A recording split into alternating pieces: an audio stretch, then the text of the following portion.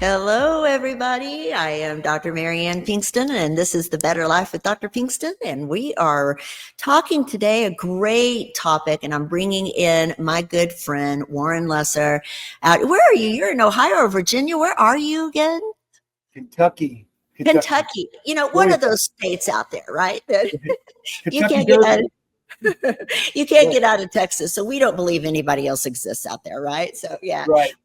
with Magna Pharmaceuticals, and so you guys have been so good to me, been a great source of support and sponsor, and I really appreciate you. And the only reason you are a sponsor is because I believe very, very much in the products that you have, and so happy to have you on. And we are going to talk about today kind of immune system stuff and histamine disorders and all these wonderful things that everybody is wanting to know about. It's a hot, hot topic. So, Dr. Lesser, welcome in. It's always a pleasure to see you.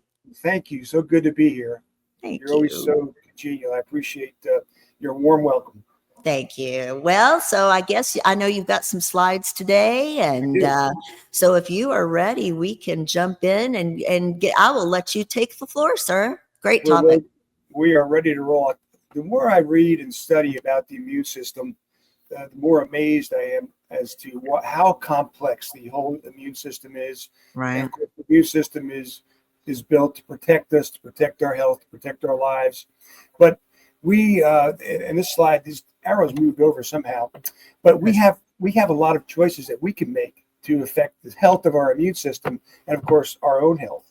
And it starts with the way we think about and the choices we have, so many different options we have with respect to lifestyle choices, which lead to behaviors, which of course lead to habits, and then lead to good health and hopefully longevity.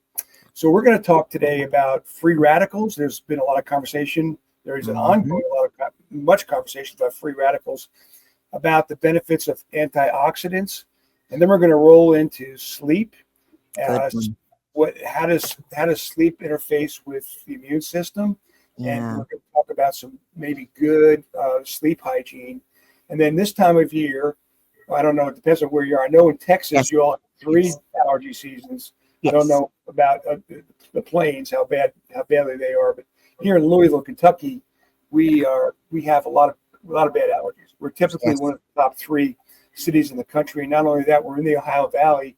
So not only do we get the allergens from the plants, but we get a lot of pollution because of everything that's trapped here. So that's our outline.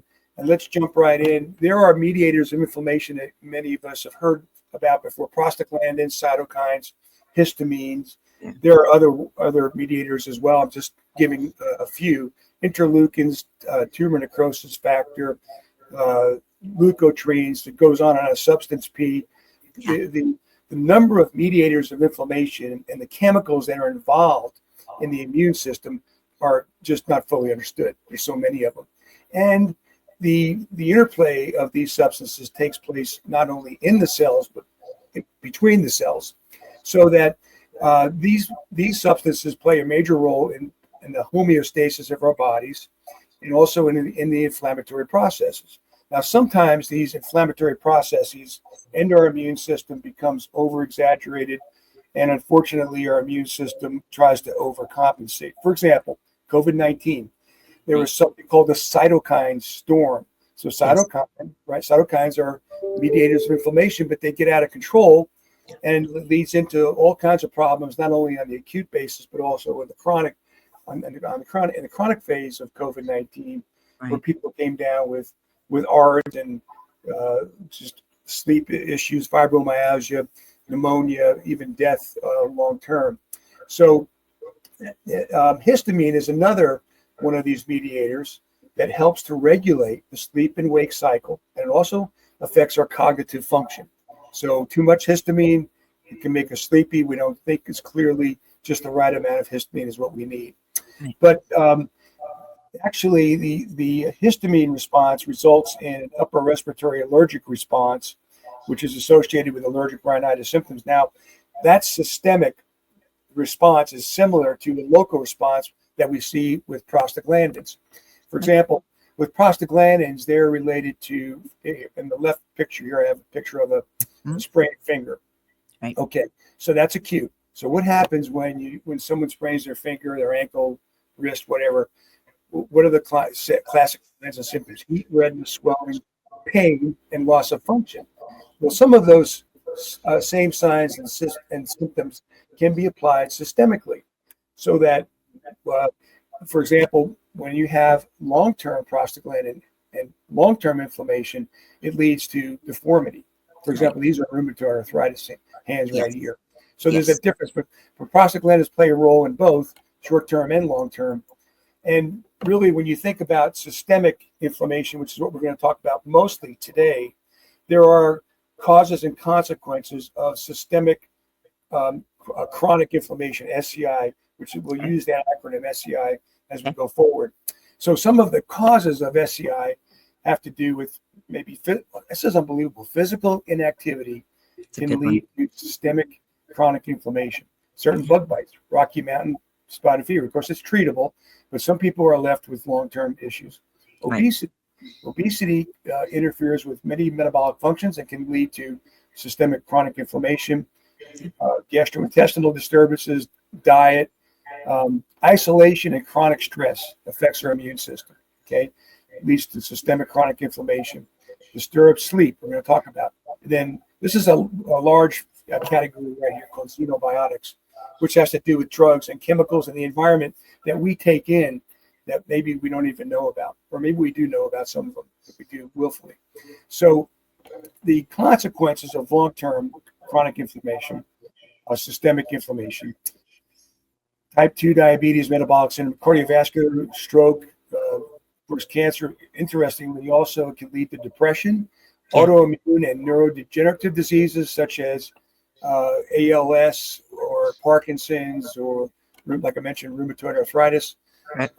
Sarcopenia happens with aging, and it has to do with chronic inflammation leading to an unusual or let's say expressed amount of loss of muscle as become older. And then immunosenescence is as we get older, because of chronic inflammation, especially, our immune systems become weaker. So one of the things that we look at when we look at the causes is that we have choices to make. As I went back from the first slide, really to talk about our thinking. I can't stand this slide right here, this figure, the smoker's body. Yeah. It is a tragic picture when you think about it. Right. And I don't think really people understand the effects of tobacco. Correct. Not only smoking, but even other forms of tobacco. For example, chewing tobacco can lead to Berger's disease down here. And Berger's disease is, have you ever had a patient with Berger's disease, Dr.? Every once in a while, I'll have somebody come in with Berger's disease. Tragic, horrible. Right. And I mean, this person here, or this figure, has an amputated right leg. And that's what it leads to. I mean, you're talking about a destruction in your circulation, your microcapillaries and your nerves. Correct. And then there are so many other problems. For example, psoriasis, and I don't even know if I can read my own slide here. But hearing loss, cataracts, emphysema. Of course, we know about that. Osteoporosis, heart changes, stomach problems. It goes on. There's a list of 14 items here, just to show you, though, how some of our own choices can interfere with our own immune system. Absolutely. Yeah. This guy over here on the right, the drugs that we take into our bodies, guess what he is? He's a tweaker. And this person right here is a student on Adderall. Now, Adderall doesn't really have maybe any short-term effects, but long-term it can. Adderall. So these are some of the choices that we have to make. Now, coffee, apparently there's more and more research coming out that says coffee is good for us, but most things in moderation, right? In moderation, absolutely. Like this, do stupid things faster with more energy. Drink coffee. That's true. All the energy drinks. So it's not coffee these days. It's the energy drinks with all the high dose caffeine. And, one is okay, but it means there's something underneath, right? It means your energy is not good if you're having to dope up with all these things, and something's wrong. We got to figure that out. Yeah. And you can get the caffeineism where you get the rebound, and then you go from a high to a low. I know. I drink my coffee. Yeah. I had my coffee. I have my Sprite Zero over here right now. There you go. But yes, and then the time of day, where you ingest these substances. Yeah, And we'll talk a little bit about that in a few minutes. But most people, they can drink coffee. They can't drink coffee after 3 or 4 o'clock in the afternoon. Some people can drink it at night. I don't know. I can't. So, so what happens with chronic systemic inflammation and free radicals that come into our bodies, like the slide that we looked at two slides ago, is that results in something called ROS, reactive oxygen species. Right. So this is a key marker with respect to systemic inflammation. Now, ROS in small doses or in the right amounts is important for synthesis of DNA, proteins, and lipids. But if there is too much reactive oxygen species because we've ingested too many free radicals, then it can result in unwanted byproduct substances, mostly because cells and tissues are being damaged. And it also accelerates our aging. So speaking of accelerated aging, so reactive oxygen species and chronic stress can have a very detrimental effect on our hearts. For one thing, we know that oxidative stress leads to atherosclerosis. So what's atherosclerosis? It's the building up of plaque on the inside of our blood vessels. That leads to hypertension because our hearts have to pump harder to get the blood through constricted space, which leads to then heart failure. And of course, ischemia, heart attack, all kind of cascade downward. Yes. Now, with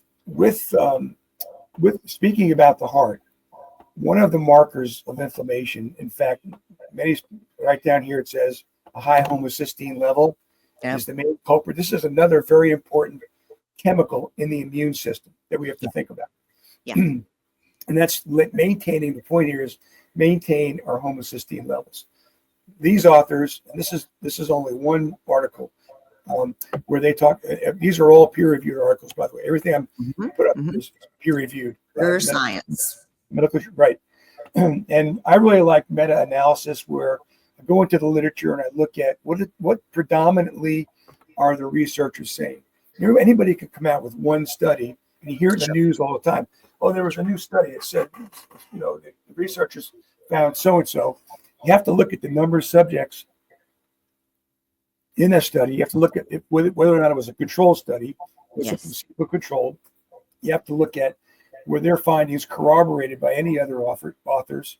And you look at the methodology and design all the way through, where you can come up with some good conclusions, where you can say, maybe not unequivocally, but almost unequivocally and almost irrefutably, that this is the truth. So So don't believe everything that you read on the internet, is what you're saying. For sure. Right. Be cautious about what you read and look at the underlying studies that go with it and information. Absolutely. Good point. Exactly. But I like what these authors say, because I've seen this in many different studies where they say a high homocysteine level is the main culprit for brain and vascular diseases, strokes, and arteriosclerosis. Correct. So what else is really quite interesting here is that they find that a high homocysteine level is inversely associated with B12 and folate levels in the bloodstream. Mm-hmm. So if you have a high homocysteine, you're going to have a deficiency in B12 and folate.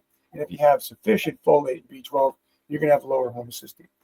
It's pretty interesting. And it's a pretty simple approach. And there's a difference between just B12 and just folate, correct? You've got we'll jump off into a huge pool there, but yeah, the methylated B12, right? Which you are very methylated folate and B12, which you're a huge proponent of. Well, right, and I guess I have it in another slide, but I'll mention it here. So right. You bring up a good point. Excellent. If you look at your multivitamin that maybe most people take every day. Yeah. And it says B12. They'll look at the form of that B12, and what does it say? Almost guarantee it's cyanocobalamin. Absolutely. What you want, Dr. Pinkston, to your point, is methylcobalamin. Methylcobalamin is the only oral form of B12 that's readily absorbed very well. Not only that, but it crosses the blood-brain barrier. Cyanocobalamin doesn't do that. And so what does that mean? That means B12 is really important for our brain function, our cognitive function. And so you want it going into your brain. So homocysteine, hyperhomocystinemia, too much homocysteine in the blood. And when you get your blood tests, whoever gets, when they go for lab tests, testing for homocysteine levels is a good idea. Absolutely. Now, I'm not going to go through this because we really don't have time, but methionine is very important, and methionine comes from red meat and protein, and we need that. And it's synthesized into cysteine. So what happens in the intermediate step when you have too much homocysteine is you don't have enough cysteine. So if you don't have enough cysteine, you have less glutathione and more chronic inflammation. Why is that?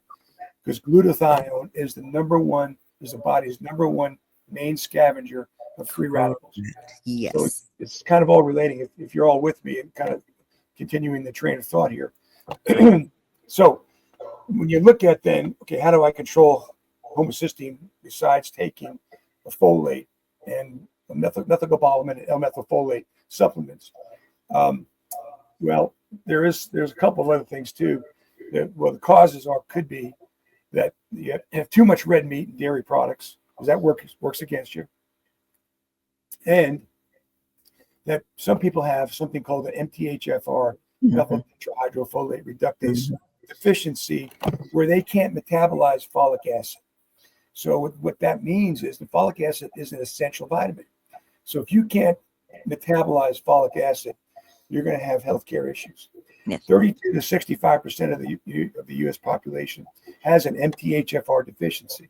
Now, it varies by ethnicity, and mostly Asian people, unfortunately, right, are susceptible to the MTHFR deficiency. Now, when we transition from some of this negative conversation about free radicals and homocysteine, let's go to the positive. Those substances that we're talking about that come into our bodies, those free radicals, they're actually unstable. These are molecules that are missing an electron from their outer shell. So they go around looking to steal molecules from other cells, from blood cells, wherever they can. That's called oxidative stress. And that causes damage to our cells, because the unstable cells are attacking our healthy cells to supplement their deficiencies, right? The electron deficiency. And here we've already talked about some of this stuff, so I'm not going to go pesticides, smoke, all that kind of smoking all through that. But the negative effects here are that it weakens our immune system. And so when we weaken our immune system, then we are subject to or prone to more serious, long-term, even life-threatening diseases. There's a long list right here. But there's good news. Antioxidants. Here's the positive part. yes, The free radicals are unstable, but so are antioxidants. And they go around looking for somebody else to combine with, another molecule to combine with. And they're very happy to pair with an unstable free radical. So interesting. it's a fascinating concept. So what you want to do very simply is, get more antioxidants in our diets. I mean, for sure. And don't do stupid stuff to deplete our good antioxidants, especially glutathione. Yes. So we have a couple of products I want to mention here just for a few minutes. Yes. One is Nufola, and another one is De Novo plus B12, actually. Yep. And both of these are well tolerated. They're active forms of the vitamins that we need. They're far grade. Some of the stuff we buy that's presented to us in advertisements, it's cheap, but it's not far grade. It's made in shops that aren't maybe inspected by the FDA, and they don't follow GMP procedures. Correct. So all the products that Magnum makes, that's what we do. We're basically a pharma company, and there are a handful or so of dietary supplements that I wholeheartedly believe in.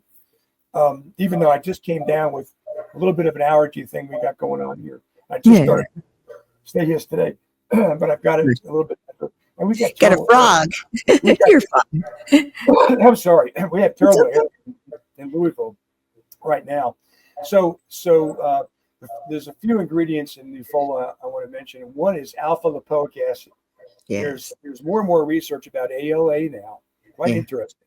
And it's not only new research, it's been going on for decades.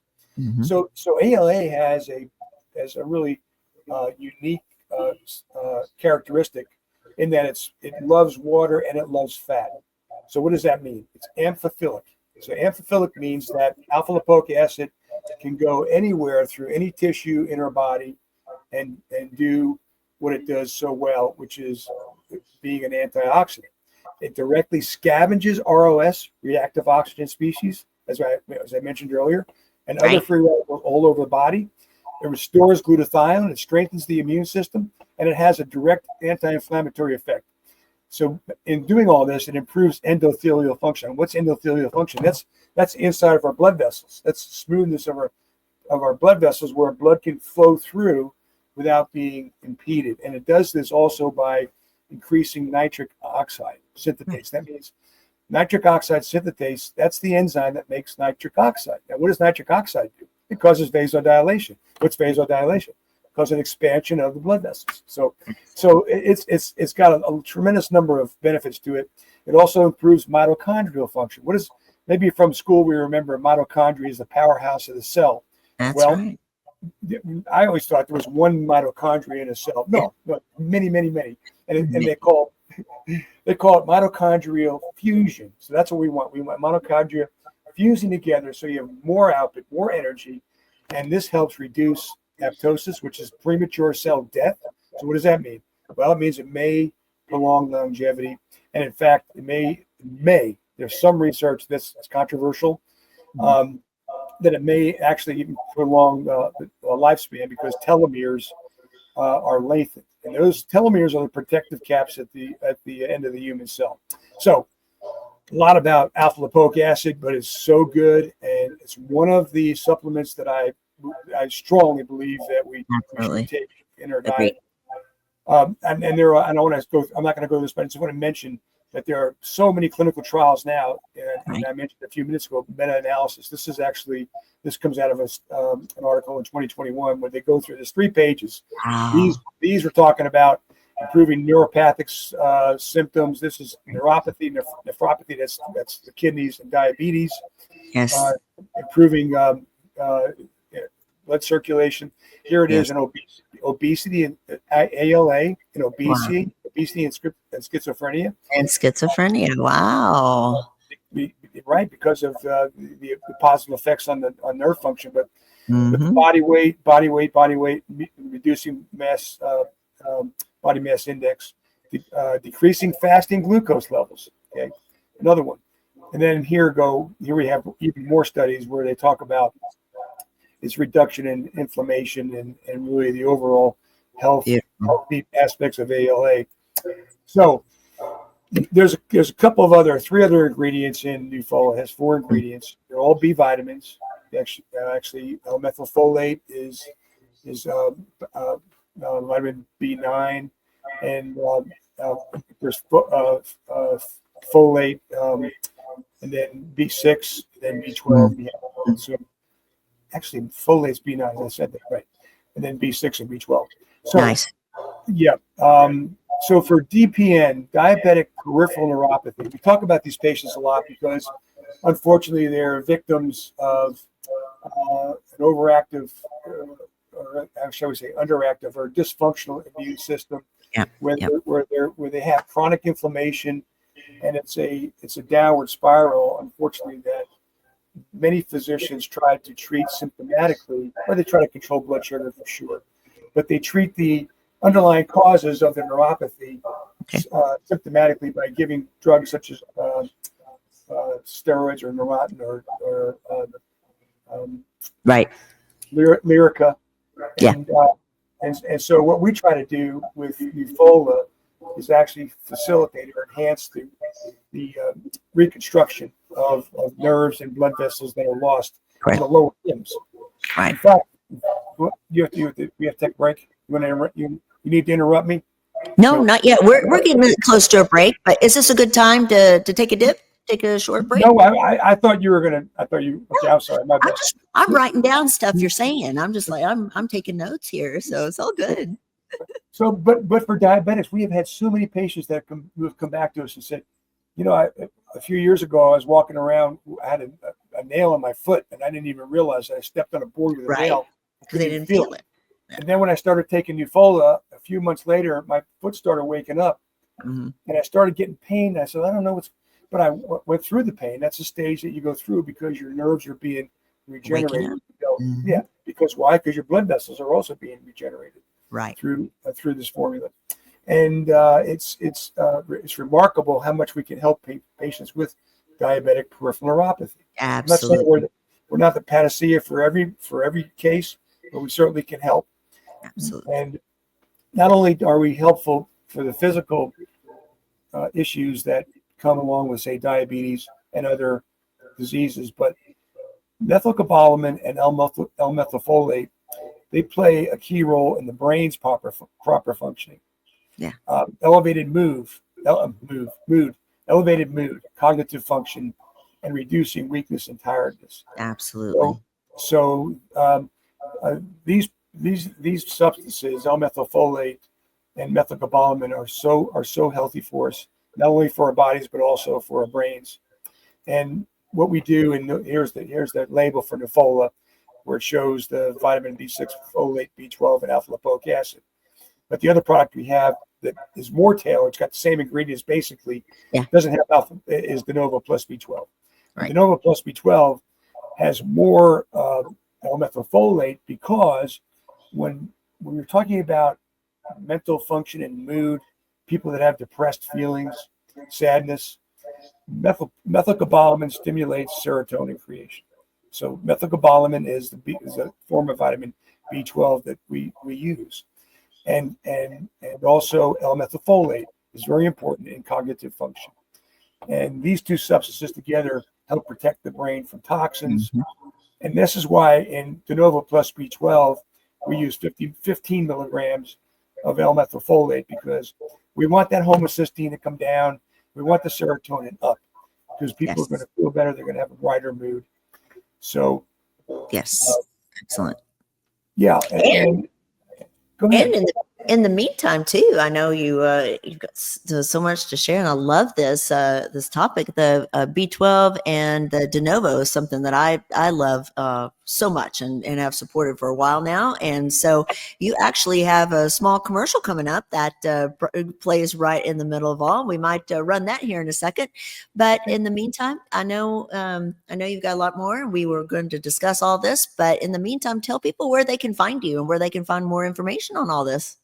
Sure. You can go to www.magnaweb.com, simply magnaweb, MAGNA web.com, and you can go onto our website. We've got quite a bit of information. Whitney, who you met before, Dr. Pinkston, she's the one who runs our website as well. Absolutely. She's an IT person. She does a really good job. So anyway, that's where you can. Yeah.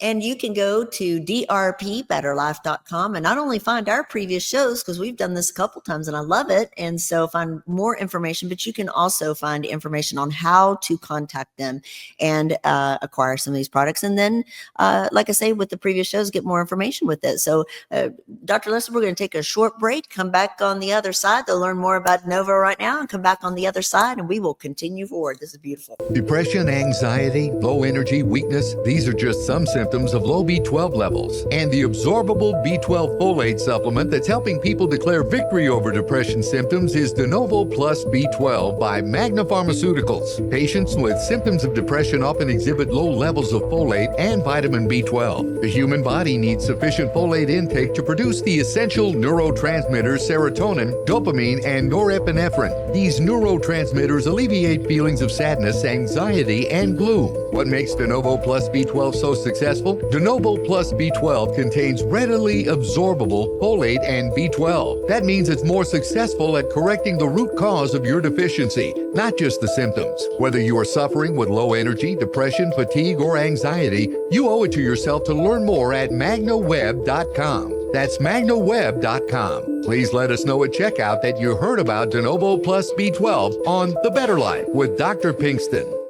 I'm grinning right now. I had one of the last few guests had sat, and you can see the commercial while we're waiting.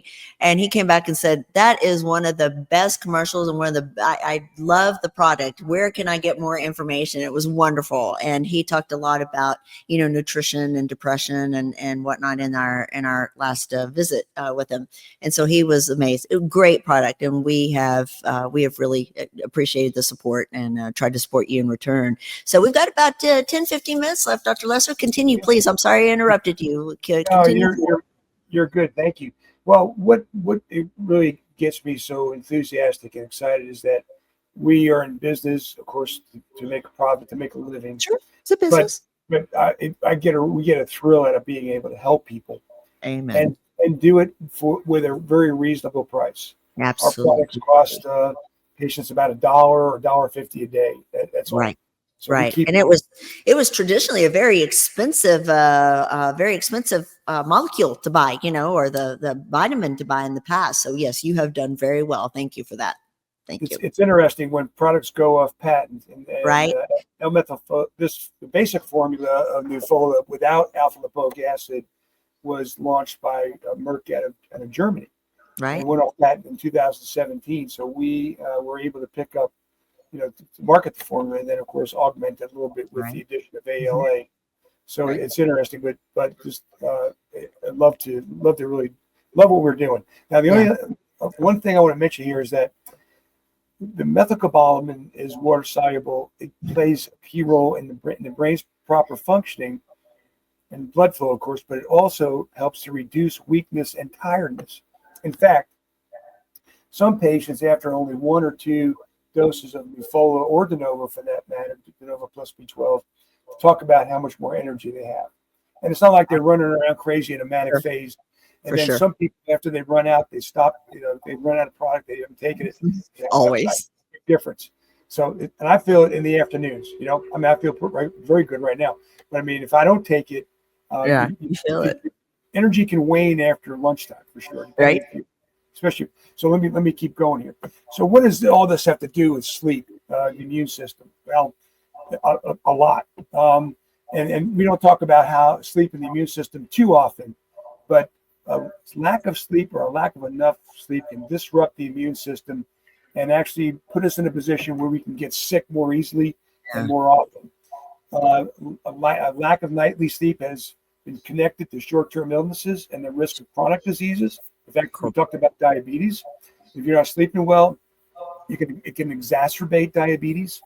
In the short term, we're talking about what's enough sleep. It says, well, researchers say this comes out of the Sleep Foundation, so this is reputable. 2023. Talk about 6 or 7 hours a night as minimum. Some of the literature I read is 7 or 8 hours. Right. And if you don't get what you think is enough or what's good for you, it makes it more easy for you to catch the cold or the flu. True. If there is a lack of sleep, well, it can lead to long-term problems. People with healthy sleep, what happens? The reason that we get into issues is that inflammation during the night with enough sleep recedes back to normal levels before we wake up. But if we don't get enough sleep, then our immune systems, our inflammation doesn't go down. Systemic chronic inflammation, ACI, it doesn't go down. And then we put ourselves in a position where we're more susceptible to long-term illness. And we've talked about some of those. And down, there's another list right here: diabetes, cardiovascular pain, cancer. So depression, right? We just talked about the Novo plus 12 related very. Now, if people who don't get enough sleep on a long-term basis, they learn how to get used to it and get through the day. Right. But what happens is that they compensate, but their bodies, their immune systems aren't compensating. Right. So their immune systems are still weakening, even though they're functioning, learning how to live with it. In the United States, interesting when you look at the epidemiology, the clustering of sleep disorders is prone to Southeast Appalachia, Great Plains, and those. Here's what's interesting. I found to be the insomnia variations mirror the prevalence of obesity, diabetes, and death rates from heart disease. Oh, wow. So yeah, I mean that's pretty interesting. But when you think about it, well, that all has to do with inflammation and how inflammation affects sleep and how sleep affects inflammation. Absolutely. So, there are a number of reasons why people can't sleep. Work shift. Now, from a demographic standpoint, well, more than 1/3 of the United States people in the U.S. have less than 7 hours of sleep a night. More people need to be aware that, oh, I'm toughing it out. I can go in 5 or 6 hours. Well, you might be able to, just like I mentioned, but that doesn't mean your immune system is functioning optimally. Correct. 6 hours. People who have work site shift policies in medical field included, it's tough on the immune system. So the other thing that's interesting here is that if patients have a comorbid condition, they sleep longer, but there's no evidence that longer sleeping in healthy people is deleterious. So that's kind of be good and bad, because if you're trying to get your teenager out of bed, I mean, I guess they could argue with you. So, well, teenagers do need more sleep for sure. I understand that they get more neurological development, the longer you sleep. So if somebody has a stroke or has some sort of neurological condition, the fact that they sleep so long, after the event means their neurological system's healing, the brain tissue's healing, neuroplasticity is coming back. And so that may be what teenagers are doing, just developing their brain. Let them go. Neuroplasticity is a fascinating subject. It is fascinating, isn't it? Yeah. So much we don't even know about it. So we go on, but when you think about, just got to put this in perspective, almost everybody does have insomnia for whatever reason, stress, jet lag, some kind of stress. And for short-term insomnia, doctors may prescribe sleeping pills. Right. But Don't like that. Long-term sleeping pills have some adverse effects, for Absolutely. sure. Agreed. And they're difficult management for example, there's 70 million people with chronic insomnia. So, the sleep specialists are alive and well for sure. And they're very well needed. 40 million don't get treated. I love that picture. And for those of you who are on the regular podcast, not watching YouTube, you might go to YouTube and look, a lady with a coffee, one of those coffee maker coffee pots, just pouring it straight into her mouth. That's absolutely true sometimes, isn't it? But we see people do that all the time, all day. Yeah. And we compensate to function, but that doesn't mean we're doing it in a healthy manner. Absolutely.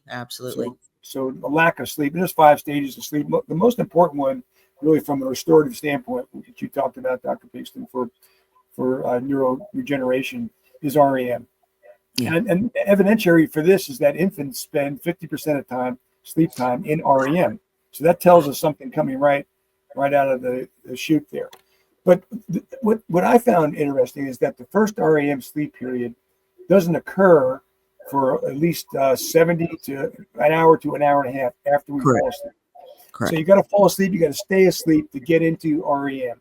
But the cycle doesn't last that long. In fact, REM is only about 20% of our total sleep. But it's so important that if our REM is disturbed one night, our bodies follow the sleep cycle, but the percentage of REM is increased on subsequent nights. Wow, so interesting. The rapid eye movement sleep is what we want. There are drugs that interfere with REM. Absolutely. Caffeinated drinks we mentioned. PSE, pseudoephedrine, as a decongestant. We have PSE in our Stay-A-Stay-D. We have it very low, 60 milligrams. But you can take PSE or caffeine. I mentioned caffeine taken too late, but if you take pseudoephedrine too late, it can also affect your sleep. Also, this is counterintuitive almost. An antidepressant, which is supposed to facilitate sleep, can actually suppress REM sleep. Interesting. We mentioned smokers, alcohol, the nightcap may help sleep latency, help you fall asleep. But the fact is, it robs REM stage and your more restorative stages of sleep. And actually, people who drink alcohol late at night, they sleep more lightly and they're awakened more easily. During REM, if you wake up all of a sudden and you're cold or you're hot, our body temperature regulation is diminished, unfortunately.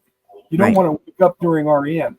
So cooler rooms have been proven to facilitate sound sleep. Amen. I need to show that to my husband so he quits complaining about how cold it is in there, right? 65. You hang meat in there? Absolutely. Absolutely. But we all have psychological and stress factors. We work about, Yes. we really got job, finances, maybe marriage, coming events, all kinds of things. Prayer and Sure. meditation right Sure. before bed helps. Limiting electronic device usage right before bed. There's a Thank plethora you. of evidence on this. And even the TV shows that we watch, are they disturbing, or are they somewhat now? This is really something. I was talking with a sleep specialist on Tuesday of this week. And he's a renowned sleep specialist. He said that tinnitus and insomnia are woven together. Amazing. There are so many people that suffer from tinnitus. I have a little bit of tinnitus because I have some hearing loss at my age now. I've gotten some, and I started taking Nufola, and I talked with my sleep specialist about Nufola, and he said, I've been giving my patients Nufola, and I can't tell you, I'm telling you, the tinnitus is much better. And he said, I'll tell you why, because it helps improve the microcirculation in the inner ear, which helps the restoration of some of the amazing neurons. So insomnia from a sleep hygiene, all these things we want to think about. And I like to say, even though I'm a pharma guy, the less medicine you take, the better. Absolutely. And when you take a drug, consider the drug's half-life. For example, benzodiazepine, and the older barbiturates. I mean, your half-life goes on forever. So I mean, these are 12 Xanax, 12 to 15 hours. And I'm not trying to say these drugs aren't any good, because they do serve a purpose. But my point is, they stay in your system for a long time. So if you do have an adverse effect, it's going to be a while before you're over that. And then your SSRIs. You're talking about depression. Look at these drugs. These drugs have incredibly long half-lives, which again is good from a convenience standpoint, dosage convenience. But when it comes back to adverse side effects, you can get these for a long time over in this right column right here. So think about the drugs you're taking for whatever you're taking, and try to stay with drugs that are in and out of your system. For example, we have a product called Stay-ST, and it is troponin. Now, recently, this is an antihistamine, so this helps people dry their secretions at night.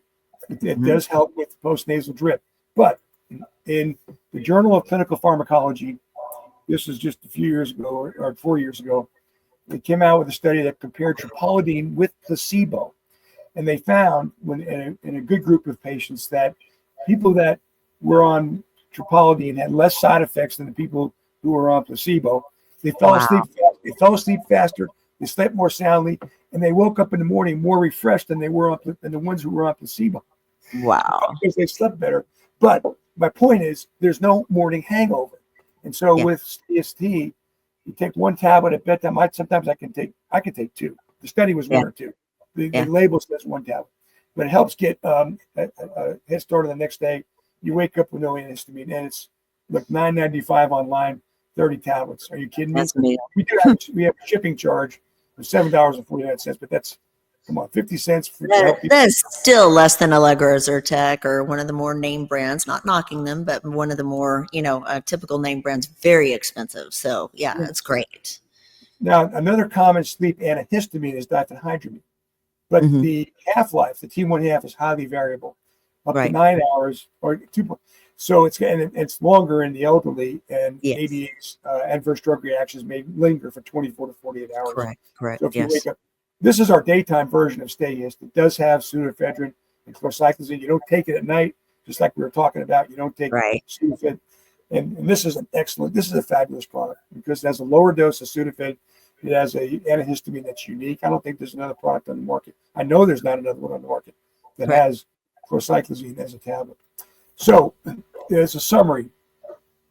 To improve our immune systems and try to optimize our health benefits, right?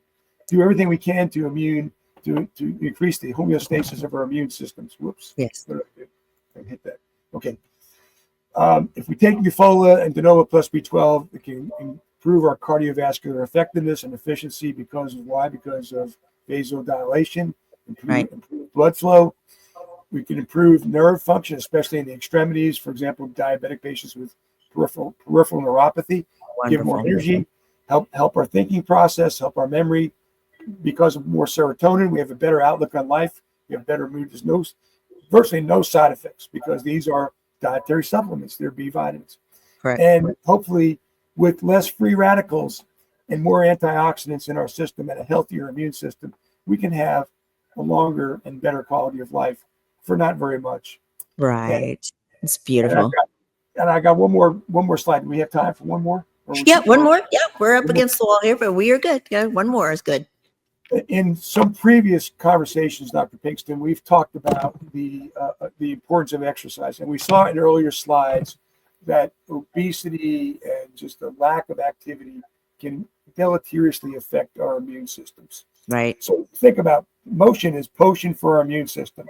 Absolutely. And we want to do cardiovascular training. One study showed that 3 times a week, even 60% of maximum cardiac output for 20 minutes was amazing with respect to improving heart health. And resistance training, you better know what you're doing when you're weightlifting, but when you increase your muscle mass, you increase your myokines. Your myokines are the communicators between organs, among organs. So your whole body feels better. After you work out with weights, after you run, you feel better, you think better, you have more energy. It's a paradox. Amen. Yep. You don't fall asleep after you work out. You feel like running, going out. True. Make sure you have good hygiene, eat a healthy, balanced diet, which we've talked about. Fruits and vegetables high in antioxidants. Use olive oil big time. Take foods rich in folate and B12 and our medical director he's a really good eater of leafy vegetables and greens. But he takes the Novo Plus B12 and Nufola every day because he says, I just want to make sure I'm getting enough. Oh, bless the yes. And if we do the above, then we can keep our homocysteine levels lower. We can keep hopefully free radicals, most of them at bay, because we've boosted our immune system. We can feel better, have more energy, and hopefully have more vitality in life. So that concludes my beautiful. Oh my gosh, you had so many great tips, tinnitus, neuropathy, just depression, just so many great tips. Thank you so much. You are a wealth of information and I absolutely adore you and thank you. And it's always an honor to have you on. I am going to say for you, please go to magnaweb.com. You can get lots of information there, but you can also go to drpbetterlife.com. As one of my sponsors, you are always represented there and I'm happy to have you there. And so also watch our previous shows and many more. But Dr. Lesser, thank you from the bottom of my heart. I appreciate you so much. You're welcome. Likewise, I appreciate you too. Thank you. All right. We will see Dr. Lesser again. And everybody have a fantastic week.